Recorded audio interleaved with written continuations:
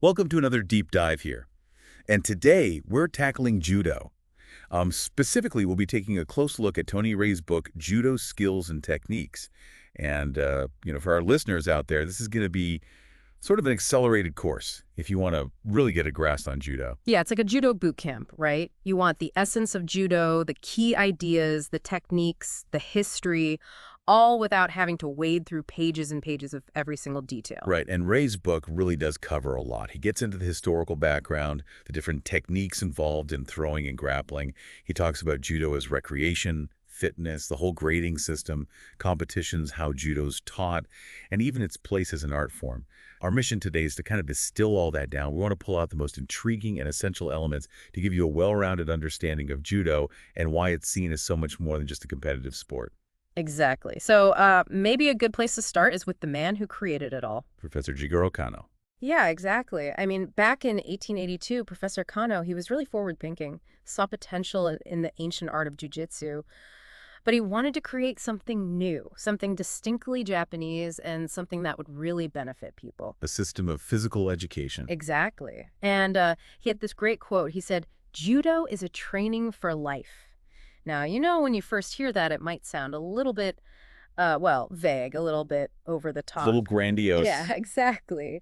But the more you delve into judo, the more you realize how much truth there is in that statement. Right, and it's got practical applications too, right? Yeah. Because when you're on that mat, your immediate goal is to win. And you want to do that by using your skill, your strength, your ability to outsmart your opponent, all within the rules, and of course, without any weapons involved. Exactly. And I've always loved this analogy. It's like a physical game of chess. You've got to think ahead, anticipate your opponent's moves. There's so much strategy involved. And then there's the language of judo, which is Japanese. And sometimes people ask, well, why not just use English terms? Wouldn't that be easier? Yeah, especially for newcomers. Right. But the thing is, the original Japanese terms, they have a very specific meaning. They convey a lot of information very concisely. And also, they're used universally in the judo world. So whether you're in Japan or Brazil or France, you can communicate effectively with other judoka. It's like a common language that connects everyone on the mat. And Reay is very clear about this. Judo can be challenging. It takes a lot of effort, both physically and mentally. Yeah, no question about it. It's demanding, but that's also what makes it so rewarding. You know that feeling of accomplishment when you finally nail a difficult technique or you push yourself beyond what you thought you were capable of? That's a big part of what draws people to judo. So let's take a step back in time now and look at the historical context that gave rise to Judo. Well, we have to remember that Japan was undergoing some huge changes when Kano was developing judo. The country was transitioning from a long period of isolation. They were opening up to the world, modernizing rapidly. So Judo emerged alongside that whole modernization movement. Yeah, exactly. It's like Kano was looking at all these traditional martial arts like jujitsu, and he was thinking, how can I adapt this for a new era?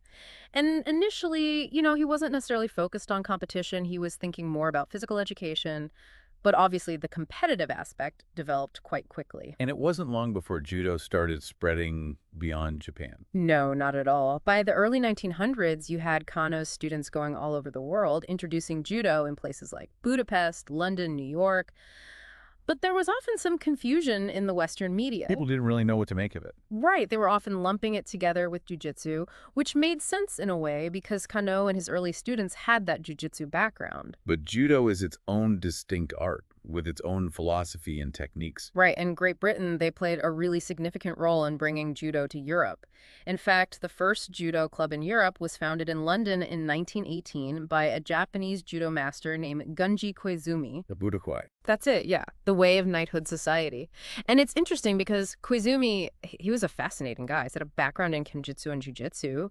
Then he studied at the Kodokan under Kano, and he really saw judo as this all-encompassing discipline for physical, mental, and even moral development. And he was the driving force behind forming the British Judo Association in 1948. That's amazing. And then not long after that, you had the European Judo Union. Yeah, just weeks later, he brought together all these leading judo figures from across Europe, and they established the European Judo Union. And then in 1952, that momentum continued, and you had the birth of the International Judo Federation, the IJF. It's incredible how quickly it all came together. And the IJF's mission was to promote and organize judo worldwide. worldwide Yeah. to build bridges between nations through judo. Exactly. And of course, to honor Kano's original vision. And then, the natural next step was to formalize judo as a competitive sport on a global scale. So you had the first World Judo Championships held in Tokyo in 1956. And interestingly, at that point, there were no weight categories. So it was a true test of skill and strength, regardless of size. Yeah, but there was actually quite a lot of debate about that at the time.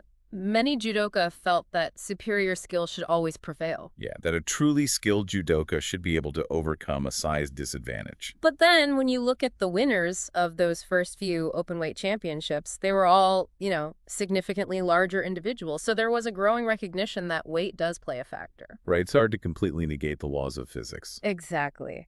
And then when judo was included in the 1964 Olympic Games in Tokyo, the International Olympic Committee, they insisted on weight categories to create a more level playing field. So you had the 1964 Olympics featuring 4 weight divisions with an open weight category as well. And the following year, the World Championships adopted that same format, and it's just expanded from there. And what about women's judo? It took a little longer for women's judo to reach that same level of international recognition, but there were international matches and continental championships happening earlier. And then in 1980, you had the first Women's World Championships in New York with 6 weight categories. And Reay points out that while Great Britain has a pretty good Olympic medal history in judo, some other countries with a large judo population haven't achieved the same level of success internationally. Yeah, like the USA, for example. And he suggests that there are some administrative hurdles that might be holding them back. He also raises this fascinating question about Japan's continued dominance in judo, even with the growing influence of Western training methods and approaches. And some traditional Japanese instructors, they were a bit concerned that maybe, as Western ideas and a more affluent lifestyle spread, it might lead to a less dedicated, less intense training mentality. So how do you maintain that edge when everyone else is catching up? Let's shift gears now and talk about how judo is structured for individuals who participate in it. Well, the grading system is really fundamental. It's like a ladder of achievement with different belt colors indicating your progress. Now, the specifics of the Q grades, which are the student grades below black belt, they can vary a bit from country to country. So the number of levels in the corresponding belt colors might be slightly different in, say, Japan compared to Europe. Exactly, but generally the Dan grades, the black belt levels, they tend to be more consistent globally. And it's also worth noting that Japan doesn't have a super extensive junior grading system or a huge focus on competition for young kids, which is quite different from the UK, for example. So for most judoka, achieving that first black belt, the Shodan, that's a really significant milestone, isn't it? Absolutely. It shows that you've got a solid foundation in the basic techniques and principles. But Ray mentions that sometimes, even high-level competitors might not necessarily have very high Dan grades themselves. Yeah, it could be because the theory requirements for the higher grades are really tough in their country, or maybe they just don't have the time to study for the exams because they're training so hard for competitions. Now, one thing that Ray really emphasizes is this idea of recreational judo. And he's making the point that for many people, judo is so much more than just a sport. It's a way of life almost. Yeah, Kano himself, he intended for judo to have this philosophy for life aspect to it, alongside the physical and competitive sides. And this philosophy can help people cope with everyday challenges. So how does that work in practice? Well, judo requires a lot of mental engagement. You've got to learn and apply all these different techniques.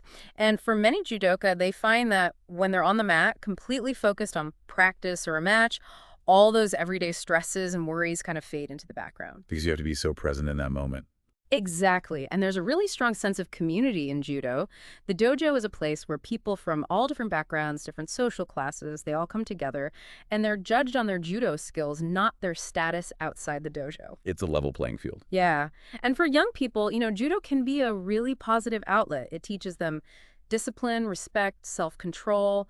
It channels their energy and maybe even some of those aggressive impulses in a healthy way. So, for people who are drawn to judo for recreational purposes, it's that challenge, that sense of accomplishment, that camaraderie, and that underlying philosophy that really keeps them coming back. Now, speaking of discipline and respect, there are certain rules that govern judo practice, both within the dojo and during competitions. Let's focus on the dojo rules first, because those are relevant to everyone who trains. Right. These are kind of the ground rules for behavior in the judo club. And they're all about safety, hygiene, and creating a respectful training environment. So things like personal cleanliness, keeping your nails trimmed. Exactly. You're in very close contact with your training partners, so hygiene is crucial. And your judogi, your uniform has to be clean too. Long hair needs to be tied back so it doesn't get in the way or cause accidents. And no jewelry, of course, because that can cause injuries. Those are all common sense precautions for any activity that involves close physical contact. Right. And then there are the rules about footwear. Shoes are never worn on the mat itself. To protect the mat and keep it clean. Yeah. But you should always wear footwear when you're off the mat. And then, generally speaking, socks are discouraged because they can make you slip. And there are rules about behavior during practice, right? Yeah, like you're generally not supposed to leave the mat area without permission from the instructor. Safety first. Absolutely. And noise levels are kept down during practice so everyone can focus, and the instructor can be heard clearly. There are specific ways to signal submission, usually by tapping. And you're expected to be quiet and attentive when the instructor is explaining or demonstrating techniques. And this is really important.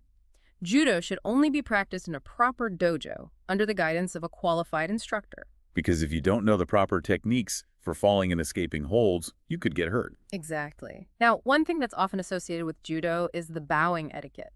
And that's something that people outside of judo might not fully understand. Yeah, it might seem a little strange at first, but it really adds a sense of formality and respect to the practice.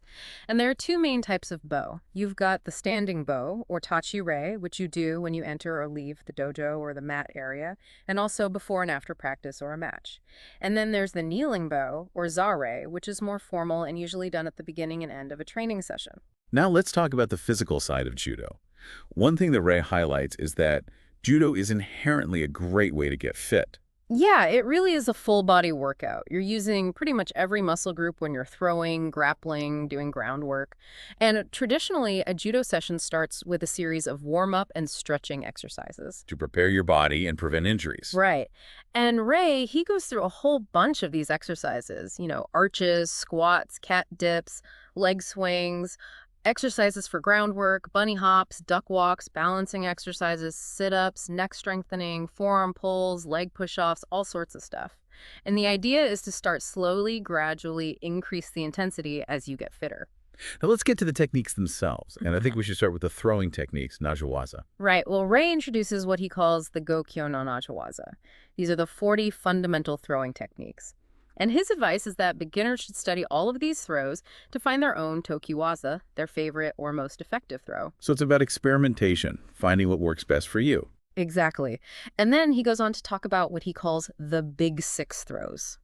These are the techniques that have historically been the most commonly used and most successful in top-level judo. And those would be Taiotoshi, the body drop, Morote serenage, the two-handed shoulder throw, Uchimata, the inner thigh throw, Osotogari, the major outer reaping throw, Tomenage, the stomach throw, which is a sacrifice throw, and Ogoshi, the major hip throw. And he explains a little about how some of these work. Like, for example, he describes Taiotoshi as having this kind of wheeling motion with the leg.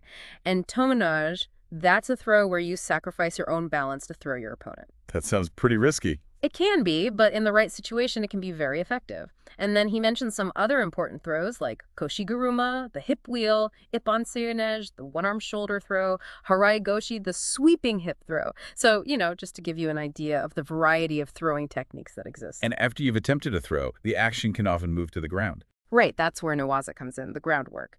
And this usually happens after a throw that was either unsuccessful or only partially successful. So you end up grappling on the mat. Right, and Ray starts by looking at holding techniques, osaiwaza. And in competition, to get an ippon, which is the maximum score and basically ends the match, you have to hold your opponent down for at least 30 seconds. And he makes the point that you need to be well-versed in all aspects of groundwork, because if you have any weaknesses, a good opponent will exploit them. So you can't just focus on throws. You need to be good on the ground, too. Exactly. And he lists some of the key holding techniques. Things like Han Kesegatime, the basic scarf hold, Kuzure Kesegatime, which is a variation of the scarf hold, Kamishio Gatame, the upper four quarters hold, Hantate Shiwagatame, the basic vertical four quarters hold, Hanyoko Shiwagatame, the basic side four quarters hold. But holding your opponent down is one thing. You also want to be able to force a submission. And that's where strangles and arm locks come in. Exactly. So you've got the strangle techniques, shimawaza, and rear strangles. They tend to be some of the most effective. But Ray is very careful to warn beginners about the dangers of practicing these without understanding the proper submission signals. Because if you do it wrong, you could really hurt someone. Yeah, it's serious stuff. He mentions a couple of examples like Nami Juji Jim, which is a normal cross strangle, and Hadaka Jim, the rear naked strangle. And then there are the arm locks, Kensetsuwaza. And in judo competition, you're only allowed to apply locks to the elbow joint. Again, safety is paramount. Right, and you need experienced supervision and qualified referees when you're practicing these techniques. And examples he gives include udegatame, which is a general arm lock, and jujigatame, the cross-straight arm lock. So we've got this really comprehensive system covering both stand-up fighting and grappling on the ground. And the person who guides students through all of this is the judo instructor. Right. Yeah. And Reay uses the terms instructor and coach pretty much interchangeably. But, in his book, he tends to favor instructor because he's focusing on those fundamental skills and techniques. So what makes a good judo instructor? Well, first and foremost, they need to be properly qualified and recognized by the official judo governing bodies. That ensures that they're teaching the right stuff and teaching it safely. But it's not just about qualifications. It's about being able to teach effectively. Exactly. A good instructor can inspire and motivate their students. They can break down complex techniques and explain them in a way that makes sense. And Ray really stresses that, especially with younger judoka, the focus should be on developing those core skills, those fundamentals. Rather than just chasing medals. Yeah, because if you don't have a solid foundation, you're not going to progress very far in the long run. And as students get more advanced, the instructor will introduce them to things like combination techniques, renrakuwaza, where one technique flows into another, and continuation techniques, renzokuwaza, where you immediately follow up a failed attack with another one. So it's about building on those basic skills and developing more sophisticated strategies. Right. And another thing he talks about is uchikomi, which is basically practicing the entry to a throw over and over again without completing the throw. So it's like drilling those movements until they become second nature. Yeah, and it's a really important way to develop good technique, timing, muscle memory, and having a good uchikomi partner is essential. And then Rea, he goes into some detail about what instructors should do to prepare for a class. Making sure their own attire is correct, the mats are clean and safe, first aid supplies are available, hygiene is maintained. He even suggests having a blackboard handy and encouraging students to take notes. Especially when it comes to learning the Japanese terminology. Right. Now, we've talked a lot about judo as a sport and as a method of self-defense. But Ray also explores this idea of judo as an art form. And how does he approach that? Well, he compares it to other athletic disciplines where you have these incredibly skilled movements that are admired for their beauty and artistry. And in judo, a perfectly executed throw, a smooth transition and groundwork, it can be really beautiful to watch. But specifically, he focuses on kata as this essential element of judo training. Prearranged sequences of movements, kind of like drills that you perform with a partner. And the idea is to perfect both the physical execution of the techniques and also the underlying principles. And sadly, in modern judo, with all the emphasis on competition, kata sometimes gets neglected. So it's a bit of a lost art. Yeah, to some extent. And Reay, he lists some of the best-known kata. Nageno kata, which is the kata of 15 throws.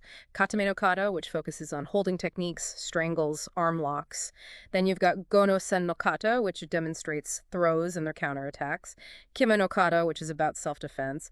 Goshin jutsu, which is more modern self-defense. And Juno kata, which is a very fluid, graceful kata. A lot of variety there. Yeah, and then Itsutsu no kata, which is considered quite artistic, and Koshiki no kata, which is an ancient kata, originally for warriors wearing armor. And finally, Ray includes a glossary in his book to help people navigate all that Japanese terminology. Which can be daunting for beginners. Yeah, and he explains that using the Japanese terms is kind of like a lingua franca for judoka all over the world. It's a common language that everyone understands. And he gives some basic pronunciation tips. Japanese is actually fairly phonetic, and most syllables have equal emphasis. So it's not as difficult to learn as some people might think. Exactly. Well, I think we've given our listeners a pretty thorough overview of judo, drawing on Tony Reay's insightful book. And I hope it's clear that judo is so much more than just learning how to throw someone or pin them down. It's a whole system of physical, mental, and ethical development. And I think it really does live up to Professor Kano's vision of judo as a training for life. Absolutely. With its emphasis on discipline, respect, self-improvement, and overcoming challenges, judo offers so much more than just physical skills. And there's always something new to learn, always room for growth. Exactly. So, to our listeners out there, as you go about your day, maybe think about how those judo principles might apply to other areas of your life. How can you use that judo mindset to face challenges, overcome obstacles, and strive for self-improvement? We'd love to hear your thoughts.